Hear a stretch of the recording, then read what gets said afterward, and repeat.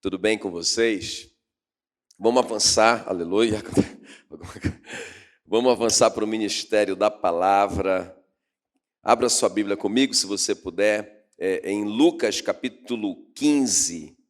Lucas capítulo 15. Glória a Deus, glória a Deus. Lucas 15.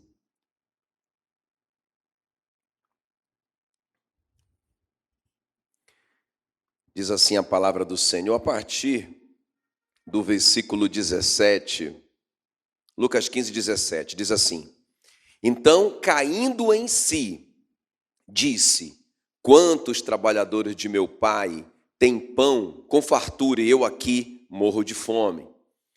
Levantar-me-ei e irei ter com meu pai e lhe direi: Pai, pequei contra o céu e diante de ti, já não sou digno de ser chamado teu filho. Trata-me como um dos teus trabalhadores.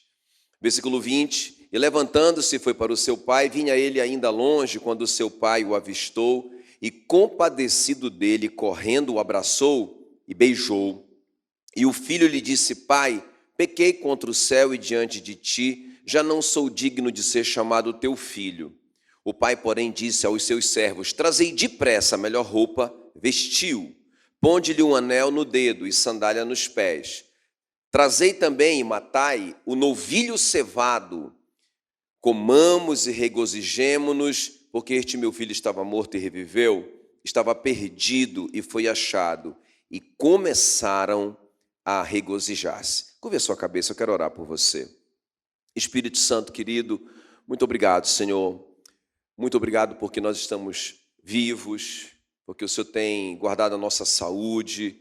Senhor, nós declaramos sobre a nossa vida, sobre a nossa família, sobre a igreja, que certamente o Senhor levou sobre si as nossas enfermidades. E também nós declaramos, Senhor, sobre a igreja do Senhor, praga nenhuma entrará na nossa tenda.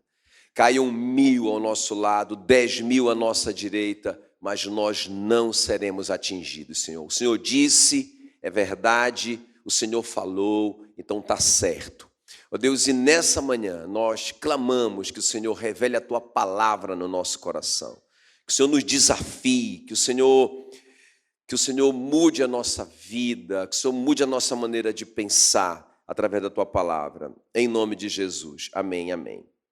Muito bem, queridos, eu quero conversar com vocês nessa manhã. Eu estou chamando essa palavra de o banquete dos filhos, não é? Mas eu já preguei muito sobre essa parábola do filho pródigo e nesses dias, né, Deus falou assim no meu próprio coração de uma maneira um pouquinho diferente, né? Quero compartilhar isso com vocês. Na verdade, Ele me desafiou muito com essa palavra e é isso que eu quero que você também seja muito desafiado hoje. Então, deixa eu começar aqui por esse lado, não é, do banquete, que é muito interessante, irmãos, o momento da virada na vida do filho pródigo, não é? Ele está ali naquela situação, vocês conhecem, de miséria, não é? E de pobreza absoluta, ruína total. Ele trabalha para um criador de porco, ele deseja comer a comida do porco, mas nem isso o cara dá para ele. Então, uma situação muito complicada. Mas aí, finalmente, ele resolve voltar, né? Aí, olha só, gente. Quando ele volta, né, e aí o pai dele vai oferecer para ele esse banquete, fica ligado aqui para você não perder essa introdução. Sabe, eu vi coisas aqui nesse banquete, assim, muito especiais, não é? Então, quando ele volta para o pai, não tem só comida e bebida ali, não tem só, isso já seria para ele muita coisa, né? Alguém que estava desejando comer a comida do porco, ter um banquete daquele, né? Arregado a vinho, fala que eles se alegraram, não é? Ali com vinho. Então, um grande banquete, mas tem algumas coisas aqui, eu quero te mostrar primeiro aqui nesse banquete, antes da gente entrar aqui nesses 3 pontos. Então, olha só, então além dessa comida, dessa bebida, o que tinha naquele banquete para ele? Então, veja bem, fala assim que o pai, né, fala assim, trazei depressa a melhor roupa. Eu vou até ler com você isso aqui, ó. Olha o banquete, deixa eu apresentar o banquete que ele comeu. Tem mais do que comida e bebida aqui. ele fala assim mesmo, a partir do versículo 22, o pai, porém, disse aos seus servos, olha, trazei depressa a melhor roupa, diga a melhor roupa, vestiu, ponde-lhe um anel no dedo, diga um anel no dedo, a melhor roupa, anel no dedo. Aí ele fala, sandália nos pés, diga a melhor roupa, anel no dedo, sandália nos pés. Trazei também e matai o novilho cevado. Dá para repetir os 4? Vamos ver. A melhor roupa, anel no dedo, sandália nos pés e o novilho cevado. Então, irmãos, essas coisas são muito significativas, não estão aqui à toa, não está aqui só para entreter a gente. Isso aqui são símbolos poderosos da palavra de Deus. Então veja bem, o que é que tem nesse banquete que o filho pródigo vai receber, que tem para nós também? Então a primeira coisa que tem ali é justificação. Não é? Porque a palavra de Deus diz em Apocalipse 19:8, nem procura que eu não coloquei para vocês aí, eu lembrei desse texto na hora que eu estava vindo para cá, fala assim que a roupa de linho fino representa os atos de justiça dos santos. Quem está me entendendo? Não é? Então, a primeira coisa que tem ali, quando ele fala a melhor roupa, é uma roupa nova, uma roupa top, ele está vivendo na miséria. Então aquilo representa o seguinte, que ele está justificado. Ou seja, para o pai ele foi feito justo. Até o irmão dele diz, esse cara pecou, esse cara fez tudo errado, eu tenho feito tudo certo. O pai dele justifica ele, não é? Eu acho interessante isso. 2 Coríntios 5:21 diz que aquele que não conheceu o pecado, ele o fez pecado por nós, para que nele nós fôssemos feitos a justiça de Deus. Quem está comigo? Tremendo isso, né? Então, Jesus não cometeu o pecado, mas Deus o fez pecado no nosso lugar, para que nós fôssemos feitos a justiça de Deus. Tremendo demais. Diga assim, eu sou a justiça de Deus. Então, a primeira coisa nesse banquete, quando ele volta, o que é que ele recebe? Justificação, muito forte, não é? Olha o que diz Efésios 3:12, por estarmos unidos com Cristo, por meio da nossa fé nele. Tem alguém unido com Cristo aqui? Só os que estão unidos com Cristo. Olha o que você recebe, porque nós estamos unidos com Cristo, por meio da nossa fé, nós temos a coragem de nos apresentarmos na presença de Deus com toda a confiança. Não, pastor, mas peraí, eu pequei. Não, pastor, mas peraí, eu sou imperfeito. Não, pastor, mas só eu sei os pensamentos que têm passado na minha cabeça. Não é? Mas porque você está unido com Cristo pela fé, você pode entrar com confiança. Meu Deus, como é que chama isso? Justificação. Você entra, não é por causa da sua justiça. Não é? A sua justiça é trapo de imundície. É o que a Bíblia diz. Mas por causa da justiça dele. Então a primeira coisa que ele recebe aqui é justificação. Por isso que Romanos 5,17 diz que os que recebem a abundância da graça e o dom da justiça. Então a justiça é um dom, é um presente. Não é uma coisa que eu tenho que fazer para merecer de Deus. Não. É um dom de Deus. Ele se fez pecado para que eu fosse feito justiça de Deus. Aleluia. Então nesse banquete tem muito mais do que comida e bebida, tem justificação. Outra coisa que tem nesse banquete, quando ele fala assim, ponde-lhe um anel no dedo, irmãos, é esse senso de pertencer, é essa revelação de que eu sou uma propriedade de Deus. Olha o que diz o versículo 24, porque este meu filho, diga, este meu filho, é muito forte isso, irmãos, ele é meu, não é? Este é o meu filho, este meu filho estava morto. Então veja bem, é isso que é redenção, não é? A Bíblia diz em Apocalipse 5:9 que com o sangue, Jesus, com seu sangue, ele comprou para Deus os que procedem de toda a tribo, língua, povo e nação. Então você foi comprado. Você não pertence mais a você mesmo, agora você é uma propriedade de Deus. Então o que é que tem nesse banquete além de justificação? Esse senso de pertencer. Eu pertenço a Deus. Eu sou uma propriedade de Deus. E isso é muito importante, irmãos. Não é? Então, eu quero que vocês imaginem o filho pródigo sentando nessa mesa. Porque a gente olha para essa mesa, eu sempre olhava para essa mesa sempre assim, né? Puxa vida, que fartura, tem tudo, que prazer que ele vai receber ali, naquele momento. Mas, irmãos, isso passa rapidinho. Mas quando ele recebe essas coisas ali do pai, por exemplo, a justificação, não é, esse senso de pertencer, isso dura muito mais do que uma comida gostosa. Quem está me entendendo? Amém, queridos? E a outra coisa que ele recebe é sandália nos pés. O que significa isso? Só os filhos usavam sandálias, não é? Os príncipes usavam sandálias. Para o escravo era proibido usar sapato, usar sandália. Ele tinha que andar descalço. Então a gente já sabia, esse cara é escravo. Ele não manda em ninguém, ele é governado por todo mundo. Então quando o pai coloca sandália nele, o pai está dando para ele o quê, irmãos? A autoridade. O que é que tinha nesse banquete? Justificação, não é? O que mais? Esse senso de pertencer, eu sou uma propriedade de Deus. E que mais? A autoridade. E mais última coisa aqui, que tinha nesse banquete, quando ele fala a si mesmo: trazei e matai o novilho cevado, comamos e regozijemo-nos. Irmãos, o novilho cevado culturalmente para o judeu significava-se uma honra muito grande. Ele não fala um novilho cevado. O criador, o proprietário da terra, não é? Ele tinha vários novilhos cevados. Mas quando ele coloca aqui esse artigo aqui, né? O novilho cevado, vocês estão entendendo o que é aquele novilho cevado? Não é olha, pega lá um novilho cevado, porque é um momento especial. Não, irmão, ele fala assim, pega aquele, ok? O novilho cevado. Entre os novilhos, já tem uns que são tops, são cevados, são gordos, ok? Mas ele não diz, pega um daqueles. Ele pega aquele. Então isso para o judeu, o filho recebe, ele entende, na cultura judaica, ele entende, meu Deus, o meu pai está dando o novilho cevado para mim. Isso aí ele dá para quando vem um homem muito, muito, muito importante aqui. Muito querido, muito especial, né? Então, irmãos, eu falo isso, eu fico arrepiado, porque, sabe, essa revelação de que eu não sou amado por Deus, eu sou muito, muito, muito amado por Deus. É isso que ele recebe naquele banquete. Vocês prestaram atenção? Vocês entenderam? Então ele chega, roupa nova. Puxa vida, mas tudo que eu fiz, toda a injustiça que eu pratiquei contra o meu pai, a desonra quando eu saí daqui, não é? Tudo isso que eu fiz, peguei a herança antecipadamente, eu me envolvi com prostitutas, ele sabe disso, eu joguei fora o dinheiro, e ele está dizendo que eu sou justo. Irmãos, isso é constrangedor.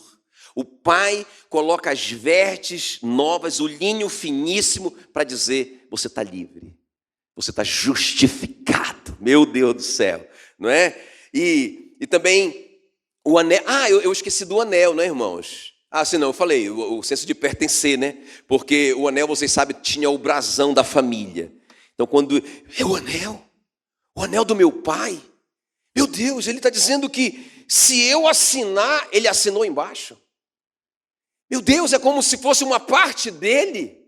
Ele está dizendo que eu sou uma parte dele. É isso. Sandália nos pés, autoridade e o bezerro cevado. Agora, preste bem atenção. Tem mais uma coisa aqui, né, que não aparece no banquete, assim, de uma forma explícita, mas está ali, não é? Porque ele fala assim, olha, o pai diz assim, este meu filho estava morto e reviveu, estava perdido e foi achado. Então, preste bem atenção.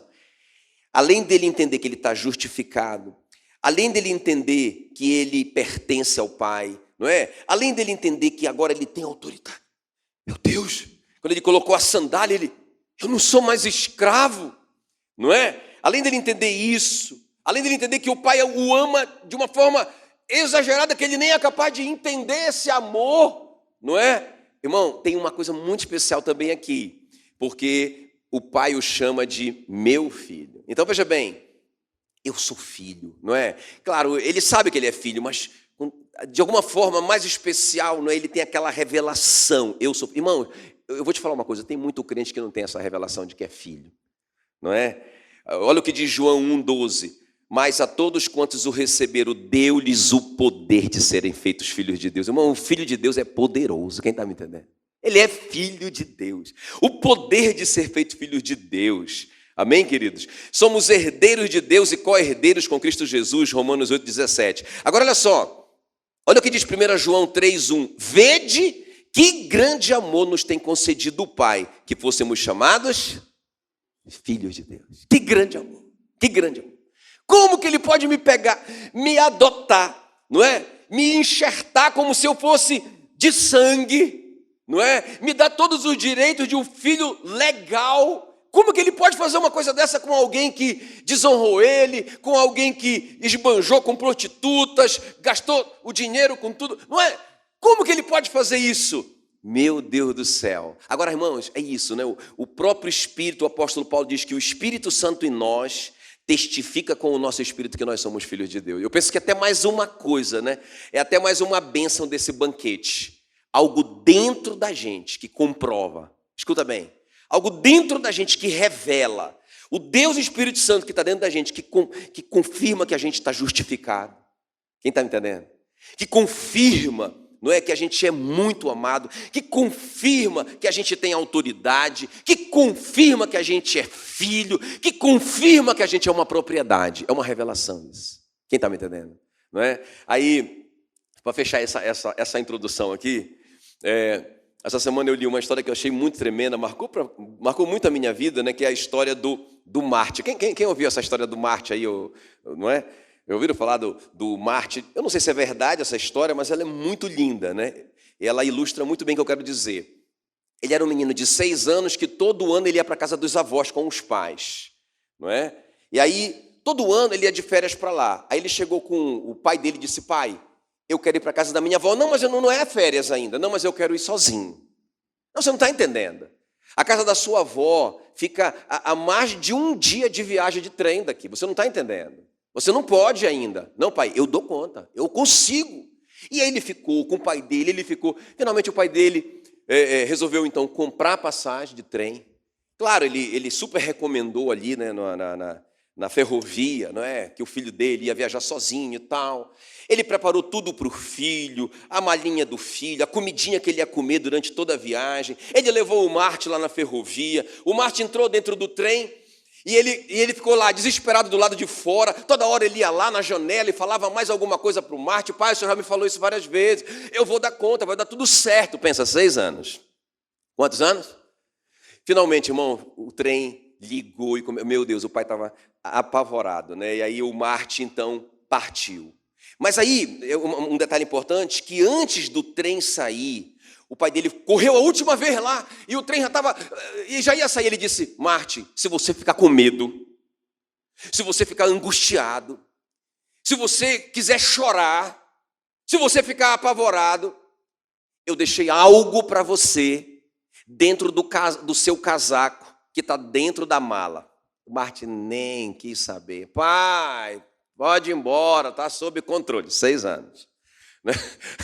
E aí, irmão, quando o trem partiu, o Marte estava todo feliz, mas no meio da viagem ali, algumas horas de viagem, as pessoas olhavam para ele viu uns homens ali que estavam bebendo, olhavam para ele com uma cara feia. Ele começou a ficar apavorado, o coração dele batia forte, ele começou a suar muito, e ele ficou desesperado, ele estava com vontade de chorar e sair correndo dali. Ele já tinha desistido de ir sozinho.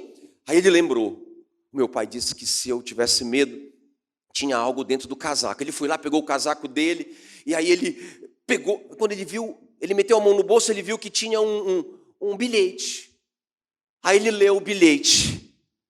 Aí ele: Martin, eu estou aqui nesse vagão, no último banco.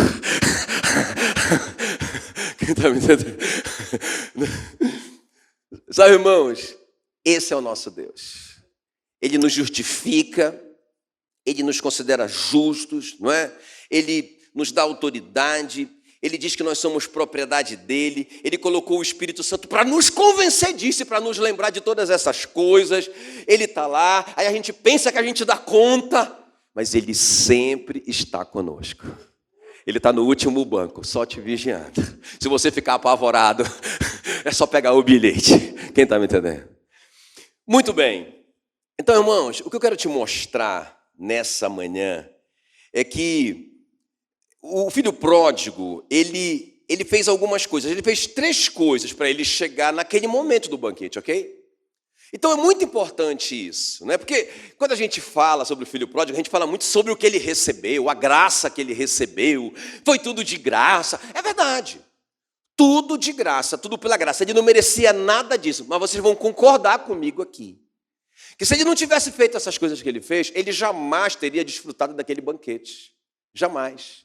Não é? Então, irmãos, se eu sou filho de Deus, claro, eu tenho, não tenho direito disso, mas Deus me dá de graça esse banquete. Ele me justifica, não é? Ele diz que eu sou dele, ele me chama de filho, ele me ama desesperadamente, ele prepara o bezerro cevado para mim, ele me dá autoridade. Maravilha! Eu não mereço isso. Mas, irmãos, tem uma parte que eu preciso pensar nessa manhã. Amém? Então, eu quero ver isso com vocês aqui. O que foi que o filho pródigo fez antes do banquete? Não para merecer o banquete, não para receber o banquete. O banquete estaria lá do mesmo jeito. Mas, se ele não tivesse feito isso, ele não teria chegado lá. Vamos ver? A primeira coisa aqui, irmãos, eu quero te mostrar aqui. Primeira coisa, reflexão. Então, nós, como filhos, hoje, precisamos fazer uma reflexão. Quem gostou do banquete? Quem gostou do banquete? Esse banquete é maravilhoso. Agora, eu quero que você reflita em algo comigo hoje. Por isso que eu te falo que essa palavra falou de forma diferente comigo. Essa é a minha oração por você. Essa é a minha oração por você. Então, vamos ver aqui. Primeira coisa, Lucas 15, 17 diz assim: então, caindo em si, olha só o que ele vai dizer, irmãos. Quantos trabalhadores do meu pai, ele está falando para ele mesmo, tem pão com fartura e eu aqui morro de fome. No versículo 19 ele diz assim para o pai dele: trata-me como um dos teus trabalhadores. Então, irmão, deixa eu te falar uma coisa aqui, presta atenção. Vocês concordam comigo que se ele não tivesse tido essa reflexão, ele teve essa reflexão ali com os porcos, ele estava ali com os porcos ainda. Ele estava desejando comer a comida que os porcos comiam. Foi quando veio essa reflexão sobre ele: rapaz, os trabalhadores do meu pai são felizes. Quem trabalha para o meu pai é próspero. Quem trabalha para o meu pai, rapaz, tem do bom e do melhor. Meu pai protege essas pessoas que trabalham para ele. Rapaz, como que eu pude cair nessa armadilha? Não é?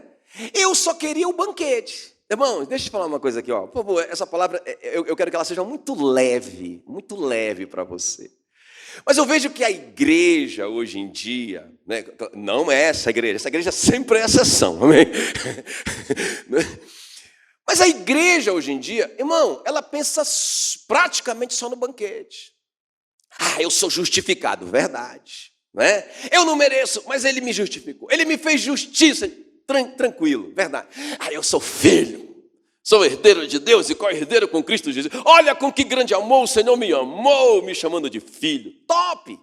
Não é? Eu tenho autoridade para pisar serpentes e escorpiões e em todo o poder do inimigo nada me causará dano. Tudo isso é verdade, mas nós paramos de pensar. Irmãos, o Pai conta conosco para nós trabalharmos para Ele na sua vinha. Quem está me entendendo? Aí o filho pródigo simplesmente diz: rapaz, o que eu estou fazendo? O que foi que eu fiz com o meu pai? Eu só explorei o meu pai, eu só usei o meu pai. Eu quero ser um trabalhador dele. Eu quero trabalhar para o meu pai. Puxa vida, tinha tanta coisa naquela fazenda que eu podia fazer. Não é? Eu vou voltar para casa. E eu vou dizer para o meu pai: pai, eu quero trabalhar para o Senhor. Vocês concordam comigo que se ele não tivesse tido esse pensamento, essa reflexão, ele não teria voltado? Porque na cabeça dele o que ele queria ser agora era um servo. Não é? Tudo bem que o pai dele o aceitou. Irmãos, escuta bem o que eu vou te dizer. A gente lê essa parábola, a gente pensa assim, que ele chegou assim e falou assim: pai, eu quero trabalhar na fazenda. E o pai disse: não, meu filho, não vai trabalhar não. É só banquete para você. Irmão, me mostra onde que está escrito isso daí. Você não é assim como pai. Eu não sou, Deus me livre e guarde. Não, meu filho, não faça esforço. Não, meu filho, não trabalhe. Eu faço tudo para você, meu filho. Você vai criar um monstro e ele vai ficar aleijado emocionalmente. Quem está me entendendo? Agora, por que Deus, por que você acha que nós, como imagem e semelhança de Deus, Por que você acha que Deus pensa assim? Não, eu só vou dar banquete para meu filho. Que mais, meu filho? Que mais? Toma, meu filho. Não estou satisfeito. Toma, mais. Toma. Não trabalhe. Não toque nisso. Não. Quem está comigo aqui? Então, irmãos, o filho pródigo, ele cai na real. Puxa vida. Não é, irmãos? A gente não tem que buscar servir a Cristo para ser salvo. Normalmente a gente usa essa palavra como salvação e tal. Mas porque eu sou salvo, eu quero trabalhar para o meu Pai. Até eu vou te falar uma coisa, irmão, se a gente não quer trabalhar para Deus, se a gente não tem nenhum desejo de cooperar com a expansão do reino dele na terra, da vinha dele, da fazenda dele, se isso não tem dentro de nós esse desejo, tem alguma coisa errada, irmãos. Porque, beleza, ele coloca o Espírito Santo dentro da gente, para testificar que nós somos filhos, que nós somos propriedades, que nós somos muito amados e tudo mais, mas ele também coloca o Espírito Santo dentro da gente para nos dizer o nosso chamado, para nos desafiar, para revelar os nossos dons, a nossa missão como ser humano na terra. Então, se eu não sei isso, ou eu não quero trabalhar de jeito nenhum, tem alguma coisa errada comigo. Talvez seja por isso que eu não tenha ainda a revelação de que eu sou filho. Porque se você é filho, além do banquete, você quer servir. Quem está me entendendo? Não é? Esse versículo mesmo que o Wellington usou aí, muito de Deus, né? Se eu sou pai, onde está a minha honra? Se eu sou o Senhor, onde está o respeito para comigo? Ora, então, irmãos, mas parece que a igreja, como eu digo, não essa, né? Mas parece que a igreja só pensa em Deus Pai assim, me dê mais banquete, mais coisa. Agora, aquele sonho que o Senhor não me deu, qual que é o problema com o Senhor? Mas, irmãos, se nós somos filhos, nós temos a revelação do banquete e nós temos o chamado para servir. Coloque isso no seu coração. Amém, queridos? Porque foi assim o primogênito. Quando Jesus esteve aqui, ele disse, a minha alegria, ou a minha vontade principal. Irmãos, ele fez uma comparação grotesca, exagerada. Ele disse, olha que a minha comida é fazer a obra do meu pai. Ele é filho. Não é? Ele disse, ele mesmo, o filho, desfrutou do banquete? Claro, ele desfrutou de um nome acima de todo nome. Toda a autoridade foi dada para o filho. Nenhum de nós nunca vai ter essa autoridade. Ele recebeu o banquete também. Mas, irmãos, ninguém serviu mais do que ele. A minha comida é fazer a vontade do meu Pai. Os discípulos deixaram ele sozinho ali, a samaritana chegou, meio-dia, ele conversou com ela, todo esse processo demorou, ela voltou para a cidade, chamou toda a cidade para ouvir Jesus pregando, os discípulos já voltam à tarde, e perguntam para ele, mestre, come alguma coisa. Ele diz, a minha comida é fazer a vontade do meu Pai. Seu filho. Quem está me entendendo? Aleluia, aleluia. Muito top, não é, irmãos? Quando o filho pródigo saiu de casa, tinha uma arrogância dentro dele que eu vejo às vezes muito na igreja, né? Pai, dá-me a minha parte dos bens que me cabem, meu banquete, minha bênção, minha resposta de oração. Vamos lá. Quando ele volta, olha como ele está diferente. É isso que eu queria. Esse é o alvo da minha palavra hoje aqui. Quando ele volta, ele fala assim, Pai, eu já não sou digno de ser chamado teu filho. Trata-me como teu servo. Meu Deus, que coisa mais tremenda. Que coisa mais tremenda. Isso é amadurecimento, irmão. Sabe, quando a gente começa a equilibrar, a igreja é um pássaro de duas asas, não é? Tem muita bênção na igreja? Tem. Esses sinais acompanharão os que crerem. Isso aqui é banquete. Tem muita resposta de oração na igreja, sim ou não? Tem. Tem milagre na igreja? Tem. Maravilha, isso é banquete. Tem promessa na igreja? Muita promessa. Mas, irmãos, é um pássaro de duas asas.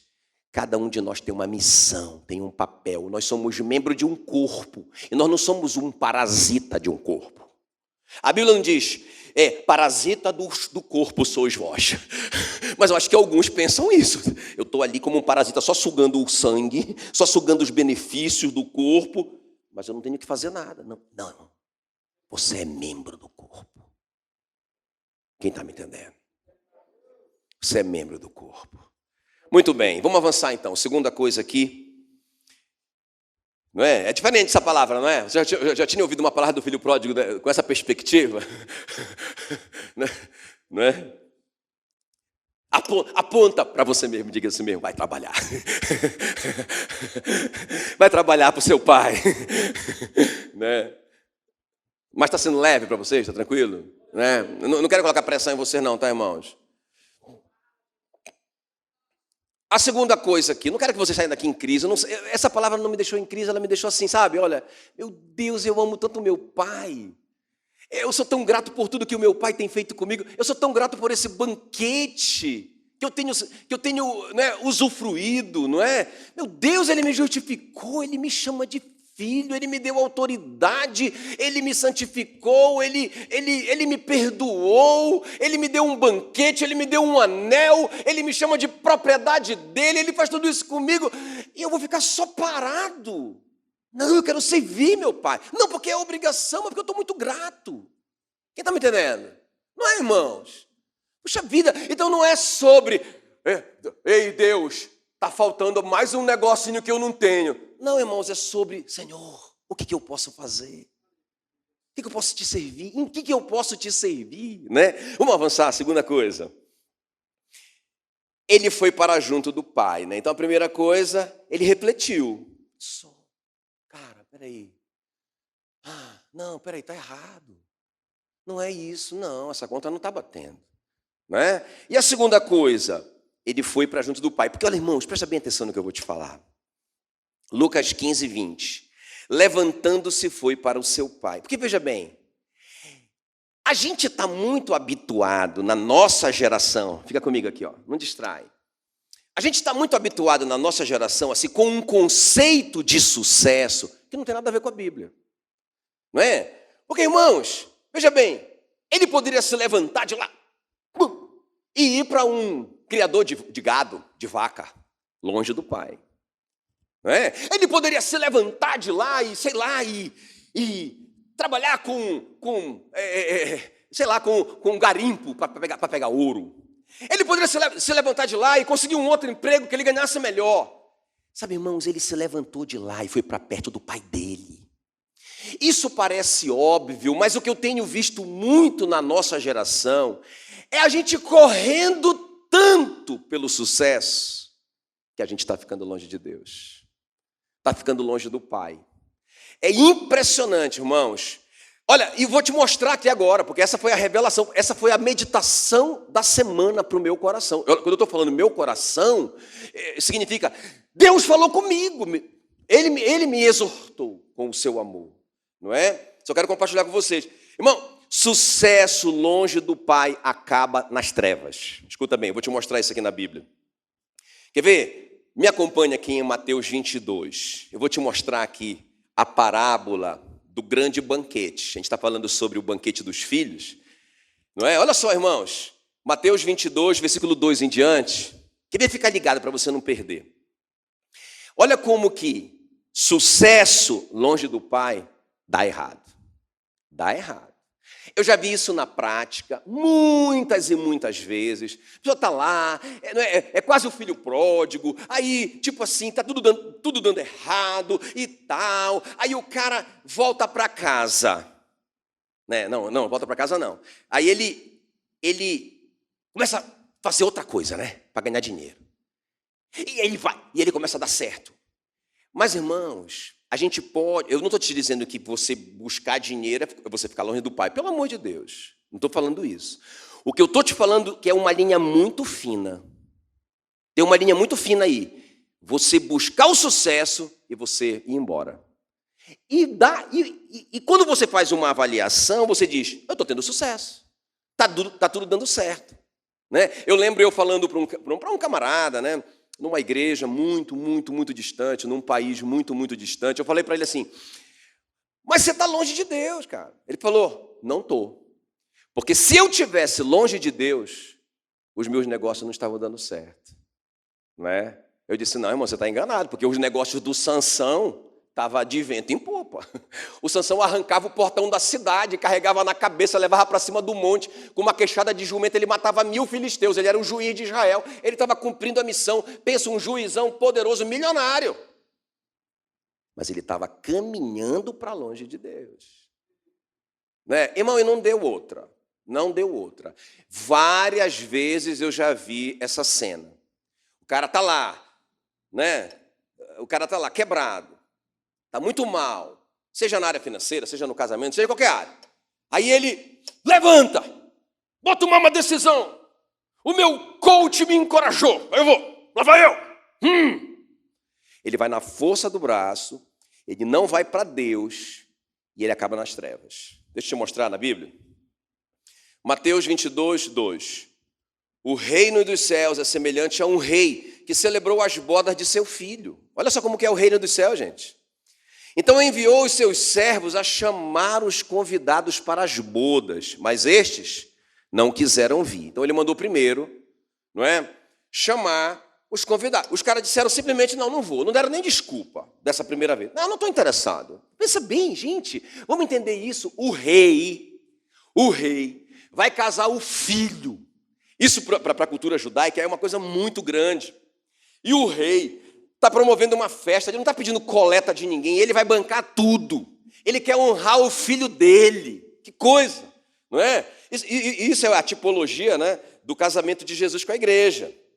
Não é? Então, aqueles que não quiseram nada, não quero, não vou, nem responderam nada, eles estão desonrando o rei, o pai, estão desonrando o filho que o pai quer honrar, e estão desonrando a noiva, que é a igreja. Eu não quero nem saber, eu não quero saber. Desprezaram os mensageiros, os pregadores que chegaram lá dizendo, olha, o rei está chamando vocês, ele quer oferecer um banquete para vocês. Não quiseram, beleza, mas o rei não desiste. Versículo 4, então ele enviou ainda outros servos, com esta ordem, dizei aos convidados, eis que já preparei o meu banquete, aleluia. Os meus bois cevados, olha o boi cevado de novo, já foram abatidos e tudo está pronto. Vinde para as bodas. Eles, porém, não se importaram. Se foram, para onde, gente? Um para a sua fazenda. O cara é bem sucedido ou não é? É.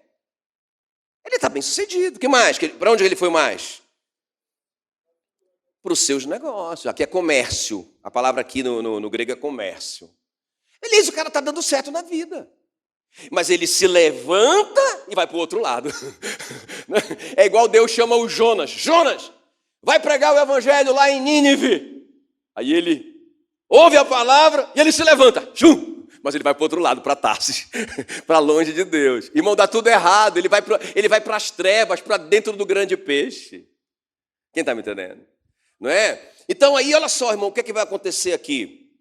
Não tem nada de errado da gente cuidar dos nossos negócios, da nossa fazenda, do nosso comércio, da nossa faculdade, dos nossos... Não tem nada de errado, está tudo certo. Da nossa família, tudo certo. Onde que está o erro? Quando eu saio, muito bem, eu ouvi, quando eu fico longe do meu pai. Então eu não tenho mais tempo, porque como que eu vou ler minha Bíblia se eu estou tão ocupado assim? Quem está me entendendo?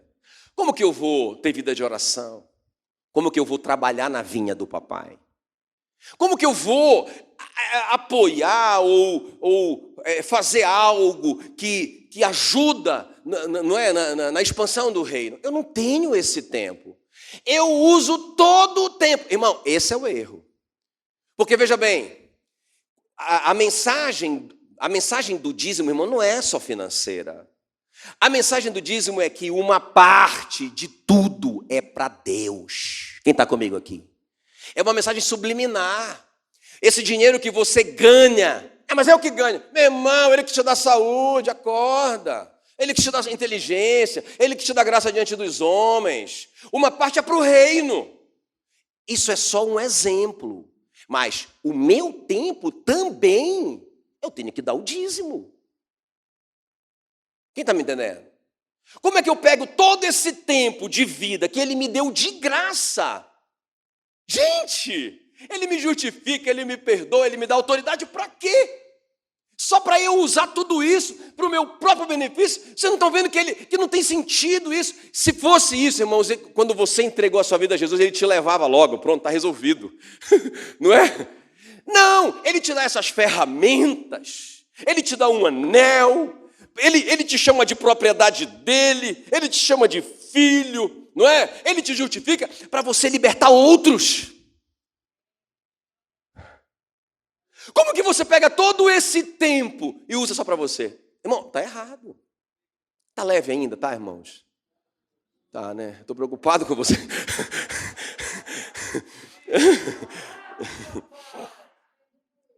Irmão, nós temos... Beleza, tá tudo certo. Vamos trabalhar nos nossos negócios, vamos trabalhar na nossa terra, vamos investir na nossa faculdade, tá tudo certo, tá tudo jóia. Mas pelo amor de Deus, eu quero que você faça uma reflexão hoje. Que tempo você tem investido no reino? Não, pastor, eu venho todo domingo aqui. Irmão, pelo amor de Deus, você está recebendo ainda aqui, não está não?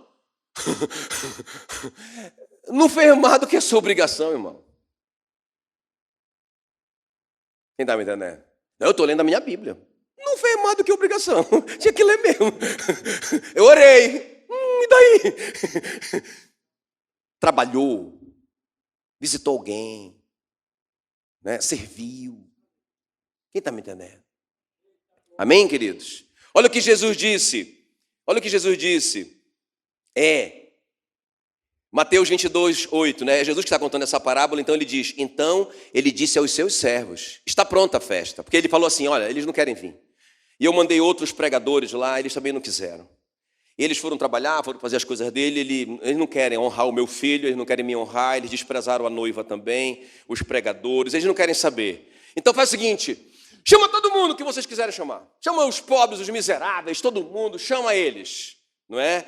E aí, irmãos, olha o que Jesus vai dizer, versículo 8 do capítulo 22. Então disse aos seus servos, aqueles que foram chamar, está pronta a festa, mas os convidados não eram dignos. Aí, irmãos, qual que é o fim deles? Versículo 13. Então ordenou o rei aos seus servos, amarrai-o de pés e mãos e lançai-o para fora, nas trevas. Ali haverá choro e ranger de dentes. Parece duro, não parece? Mas é porque a gente não pensa em Deus, como disse o Wellington. Ele é meu pai. Ele está esperando a minha honra. Ele é o meu dono. Ele me comprou do diabo, com sangue, com alto preço. Eu era um escravo miserável. Ele foi lá e me comprou.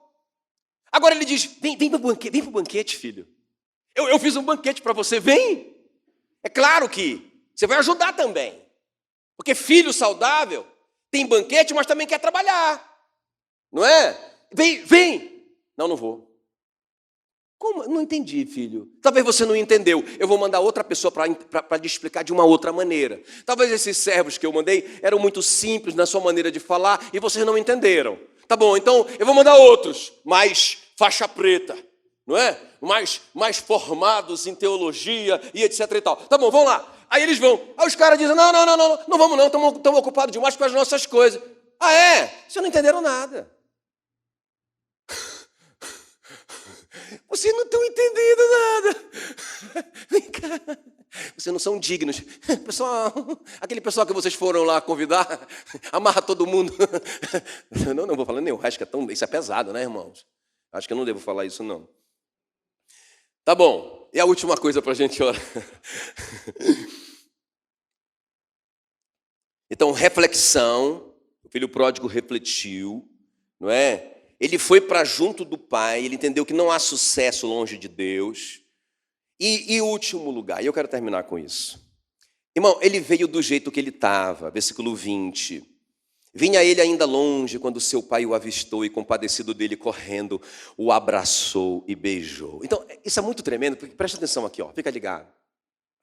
Porque para o judeu, criar porco era abominação. Abominação. Pecado terrível, não podia. Não é?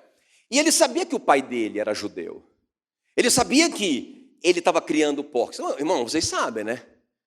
Porco é um negócio assim que você fica muito perto dele, né? É um negócio sério, o cheiro e tal. Ainda mais alguém que estava trabalhando, lidando com porco. Então, quando ele chega, ele está fedendo a porco. Ele poderia pensar, meu pai não vai me aceitar, mas ele acreditou no pai, não é? E ele veio do jeito que ele estava, e para surpresa dele, irmão, o pai dele nem quis saber de nada, o pai dele correu, abraçou, beijou. Não é? O que isso fala para a gente? Pastor, eu estou entendendo, eu estou refletindo agora e estou pensando, puxa vida, talvez eu seja esse crente que só está querendo bênção mesmo e banquete. Quero trabalhar para o meu papai, não é? Talvez eu seja esse crente mesmo que eu levanto, mas eu só vou para ganhar dinheiro e para trabalhar e para prosperar, e eu só penso nisso toda hora, e eu não tenho tempo mais para Deus. Eu tenho que rever isso. Mas aí você pensa assim, puxa vida, mas pastor, como que eu vou voltar então desse jeito? Né? Porque também eu já me meti em outras coisas. Porque, irmãos, quando a gente se afasta de Deus, a gente vai para a escuridão. E a escuridão é um lugar de pecado. E aí, veja bem, como que eu vou agora? Talvez eu estou falando para você e você pensa assim, meu Deus, ele não vai me aceitar na fazenda dele. Nem para trabalhar e nem para banquete, muito menos para banquete. Não, irmão, eu quero te dizer, ele não só te aceita, como ele quer te usar do jeito que você está. Ele quer te usar. Ele quer te usar. Não é? Eu lembro logo quando eu converti, pensa, irmão, eu converti. Pensa bem, eu converti num domingo. Aí no outro dia eu parei de fumar maconha. Quem acredita que eu estou falando verdade? É mentira. Irmão, foram meses de luta ainda. Então eu converti, eu ia para a igreja, recebia de Deus e tal, voltava para casa, caía mais uma vez. Né? Mas eu lembro que numa dessas, assim meio que eu estava meio ainda, né, lá e aqui, mas eu queria tanto servir o meu Senhor já, eu estava tão apaixonado por Ele. Eu lembro que eu fui visitar um presídio, né? E aí tinha um cara lá, muito mal encarado, todo mundo tinha medo dele. E aí eu fui conversar com ele, né, ali na cela dele lá. Eu fui conversar com ele, aí eu entrei, aí, irmão, eu tive uma experiência tremenda, porque eu sabia quem eu ainda era. Quem está me entendendo? Eu sabia o que eu ainda fazia, não era só droga não, irmão. Eu sabia. Mas deixa eu te falar uma coisa, quando ele me viu, aí ele fez assim, ó. E aí ele ficou endemoniado. Aí eu não sabia de nada, eu era um bebezinho. Que isso? Aí eu dizia, tudo bem. Aí ele não queria me olhar. Aí eu falei assim, né, como sempre, né? Olha para mim aqui, ele falou, eu não consigo. Aí eu falei, mas por quê? Por causa dessa luz. Mas peraí, eu sei quem eu sou. Mas só que o meu Senhor me justificou. Ele se fez pecado. Mas só que eu não sabia de nada disso. Ele se fez pecado no meu lugar, para que eu fosse feito a justiça de Deus. Quando eu estava naquele processo ainda de conversão, irmãos, o diabo já me via desse jeito. Se Deus me recebia no trono dele, como justiça dele, o diabo me via como luz. Eu saí de lá, meu Deus, cara, esse negócio é muito poderoso. Irmão, deixa eu te falar uma coisa. Venha do jeito que você está para servir o Senhor. Sabe, deixa eu te falar uma coisa, nós precisamos de muito. Quando eu falo nós precisamos de muita mão de obra. O reino precisa de muita mão de obra, especialmente agora, irmãos. Especialmente agora. Tem banquete para você, mas também tem muito serviço para você, filho saudável. Eu vim aqui te dizer, eu vim aqui quebrar esse paradigma, essa farsa, de que aqui não é um monte, só banquete, vem receber só bênção. Irmão, isso é mentira, não existe esse evangelho. Não existe, o evangelho que existe é Jesus, ele nos deu tudo isso. Para a gente cumprir uma missão, ele falou para os discípulos assim, olha, fiquem aqui em Jerusalém, não se movam daqui, enquanto vocês não forem revestidos do Espírito Santo. Quem está me entendendo? Aí Jesus disse, olha, descerei, eu vou derramar sobre vocês o Espírito Santo, e aí vocês vão ser minha testemunha, tanto aqui como ali, em toda parte do mundo, vocês vão ser minhas testemunhas, mas não saiam daqui, porque vocês precisam desse poder. Para que Deus queria dar esse poder para os discípulos? Para eles falarem que eles eram batizados no Espírito Santo? Para eles dizerem, eu sou um crente batizado no Espírito Santo? Oh, é isso? Não, irmão, para que eles fossem testemunhas. O que é uma testemunha? É alguém que comprova algo. É alguém que demonstra algo.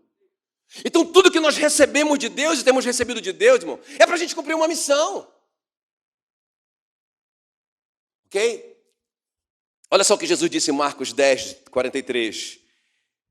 Ele falou assim, olha, mas entre vocês não pode ser assim. Porque ele estava dizendo assim, ó, o João e o Tiago falaram, a mãe deles, né? Coloca um bichinho desse aí, ó, um bichinho desse do teu lado direito e outro do lado esquerdo, né? É só isso que eu te peço, Senhor, tá bom? Né? Eles queriam poder, queriam ser grandes. Aí os discípulos ficaram indignados. Mas rapaz, está pensando o quê? Como assim? Ficaram indignados. Aí Jesus falou assim, olha, lá no mundo é assim, o governador, não é? Os grandes homens lideram os pequenos homens. Mas ele falou, entre vocês é diferente. Lá, entre vocês é assim, olha, que funciona. Vocês querem ser grandes? Quem quer ser grande? Todo mundo lá, os 12. Eu. Quem quer ser o primeiro? Ficar um na minha direita e um na minha esquerda? Eu. Aí Jesus, tá bom, então eu vou ensinar o segredo. Marcos 10, 43. Mas entre vocês não pode ser assim, pelo contrário, quem quiser ser importante ou grande, que sirva os outros. Sirva quem? Os outros. E quem quiser ser o primeirão, o top das galáxias, que seja escravo de todos. Ele continua, porque até o Filho do Homem, até Jesus, não veio para ser servido, mas para servir e dar a sua vida para salvar muita gente. Meu Deus do céu. Então, irmão, deixa eu falar uma coisa. Como é que eu sirvo a Deus, pastor? Fala aí logo.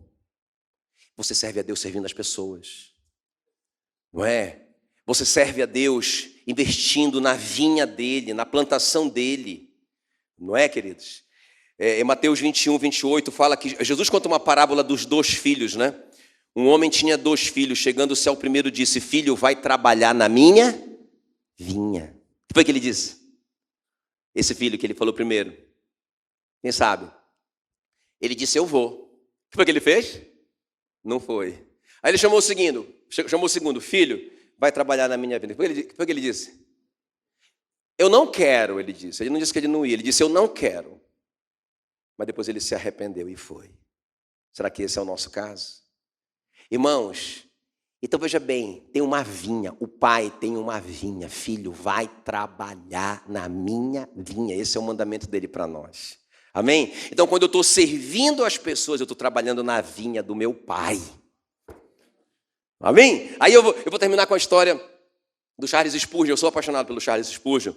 E eu estava lendo uma biografia dele essa semana, né? Na verdade, não era uma biografia, assim, o comportamento dele, né, na igreja. Eu achei muito legal. Porque ele já era um homem muito rico, não é? Ele tinha muitos livros, ele pregava já, não é? Em muitas partes do mundo, não é? O cara muito top das galáxias. Aí veio, escuta bem, ó, bem prático isso aqui, dever de casa. Estou terminando com esse dever de casa. Aí teve uma praga de cólera. Por coincidência, chamava cólera asiática. Não é? E aí, irmão, só tinha um detalhe, não era uma pandemia, até porque não tinha avião. Essas viagens internacionais eram muito difíceis. Só as pessoas muito ricas faziam viagens internacionais, né? Então, as doenças, não é? Como é que chama? Quando não é pandemia, é o que mesmo? Epidemia. As epidemias eram muito localizadas ali. E essa peste, né? Ou a cólera asiática, ficou muito localizada ali numa parte da Europa. Não toda a Europa, uma parte ali, inclusive incluía a Inglaterra, onde ele vivia. Mas o que me tocou demais? Ele cheio de agenda para viajar. E ele poderia, irmãos, pegar aquele momento e falar assim, sabe uma coisa? Eu vou vazar. Eu vou de graça, os caras estão pagando tudo para eu ir. Não é? Eu vou ficar lá naquele país que não tem a cólera. Eu vou sumir, meu amigo. Vou ficar em casa. Né? Aí ele, naquela hora, Deus falou no coração dele, não é que ele não poderia fazer aquilo assim. Ele falou assim: eu não posso deixar a minha igreja nessa situação. Nesse momento que eles precisam tanto de apoio, tanto de visita, não é? Tanto de uma palavra de fé. Eu não posso fazer isso. Irmãos, ele desmarcou toda a agenda internacional dele, não é? E ele ficou ali, na cidade dele, na igreja dele. Aí ele vai contando, né? Aí ele conta a história, a biografia dele. Ele vai contando como ele ia visitando as pessoas. Aí o fulano morreu. E não era igual a gente aqui, né? Que era assim, muita gente proporcionalmente, era a cidade sendo dizimada, né? Aquela região ali sendo destruída toda. Morria gente toda hora não tinha onde enterrar, era um negócio terrível mesmo, não é como aqui agora. Irmãos, claro, ele se protegia, como a gente deve se proteger. Quem está comigo aqui? Ele se protegia, tal, ele ia, mas aí o que começou a acontecer com ele? Ele começou a ficar com medo. Porque muitas pessoas em volta dele começaram a morrer, amigos dele começaram a morrer, pastores começaram a morrer. Aí ele começou a ficar com medo. Aí ele foi para a casa dele e falou: sabe uma coisa, eu estou muito cansado, olha só. Já muitos meses, não sei quanto tempo, muitos meses naquela situação. Então ele justificou, ele falou assim: ó, sabe o quê? Eu já trabalhei muito, eu já arrisquei muito a minha vida, inclusive eu preguei muito, eu orei muito pelas pessoas. Ele começou a falar isso para ele, né? Eu já fiz muita coisa para o meu Senhor. E ele poderia mesmo dizer isso, né, irmãos? Ele já tinha 50 foi perto da morte dele. Ele morreu com 58, ele estava com 50 e poucos anos. Aí ele falou assim: eu vou ficar em casa. Não é? Então ele saiu de um funeral que ele tinha ido, era uma moça da igreja que tinha morrido. Ele terminou o funeral ali e com aquela decisão: eu vou ficar em casa, eu já fiz a minha parte. Ele diz que quando ele saiu dali para ir para a casa dele, aí ele viu assim numa carruagem, estava escrito assim: 1000 cairão ao meu lado, 10.000 à minha direita, mas eu não serei atingido. Aí ele: é isso. Ele disse: Senhor, então me guarda, porque eu vou enfrentar isso. Eu não vou deixar a minha igreja. Quem está me entendendo? Irmãos, nós somos soldados. Nós temos que colocar o capacete da salvação, a máscara do Espírito. Não. Mas vamos colocar o capacete da salvação, vamos de máscara. Até a Mila falou esse dia uma palavra que eu sei de Deus. Ela falou assim: amor, o soldado não vai sem ferramenta, ele não vai sem proteção, né? Então vai de máscara, né? E aí, vamos de máscara, vamos. Eu estou tentando me acostumar com, né? Eu vou me acostumar. Ontem eu fui lá no Jacques, preguei lá, né? A Meila pregou lá, né? Fui de máscara, não tirei a máscara em nenhum momento, né? Porque eu não estava pregando, era a Meila. Mas, irmãos, vamos trabalhar na vinha. O que eu vim aqui te dizer é: você não tem escolha. Eu sinto te dizer isso. Eu não sei se isso é uma boa notícia, mas nós não temos escolha, irmãos. Né? Tem muita gente aí desesperada, precisando da nossa palavra, né? Do nosso apoio, da nossa presença, e não tem jeito, a gente tem que ir. Eu espero que eu não esteja pregando contra nenhuma autoridade, eu não estou aqui me rebelando contra nenhuma autoridade. Nós vamos obedecer tudo dentro do que é bíblico. Não é? Mas, por exemplo, eu como pastor, eu não posso, né? Eu não tenho o direito, eu como pastor de tempo integral, eu não tenho esse direito de, eu estou com medo, então eu não posso ir lá ajudar o irmão que está desesperado e a família do irmão. Eu não posso fazer isso. Não é que eu não queira ir, né? Mas o médico não diz assim: não, eu não vou porque eu posso pegar a doença. Ele vai, ele é o médico do corpo, eu sou o médico da alma. Você pode não ser integral, mas você também você é responsável também. Amém? Vamos ficar em pé. Vamos. Foi pesado? Não. Eu estava tão preocupado com isso. Coloque a mão no seu coração. Eu quero orar por você. Eu quero te dizer que você já tem o banquete, você não precisa fazer nada para receber. Pensa, o cara estava lá, irmão, metido com prostituição, cuidando de porco, com a vida toda arrebentada, e o banquete estava lá. Você tem direito não, mas você tem a graça de Deus de comer nesse banquete. É seu, é de graça. Mas você não vai ficar lá só comendo desse banquete, porque senão você vai ficar um obeso espiritual. O Senhor quer que você trabalhe na fazenda. Trabalhe na fazenda. Em nenhum momento, quando eu li essa palavra, Deus falou isso no meu coração. Eu nunca tinha percebido isso. O pai nunca disse, não, meu filho, não, você não vai trabalhar, não. Ele aceitou. Ele ficou, quem cala, consente. Mas ele deu o banquete. Mas você vai comer antes de trabalhar, filha. Coloque a mão no seu coração. Espírito Santo querido, nós estamos dizendo sim e amém para o teu chamado.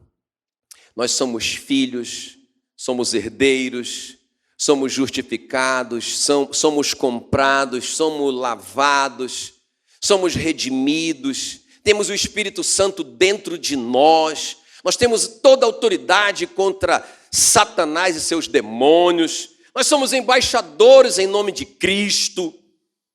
Mas, Senhor, nós também somos servos na tua vinha. Senhor, está aqui a nossa enxada, a nossa foice, Senhor, a nossa bota de trabalhador, e nós estamos prontos para te obedecer e para te servir. Talvez nós falamos algumas vezes como aquele filho que disse que ia e nunca foi fazer nada. Falamos, não, nós vamos, estamos empolgados e nós vamos, e nunca fomos.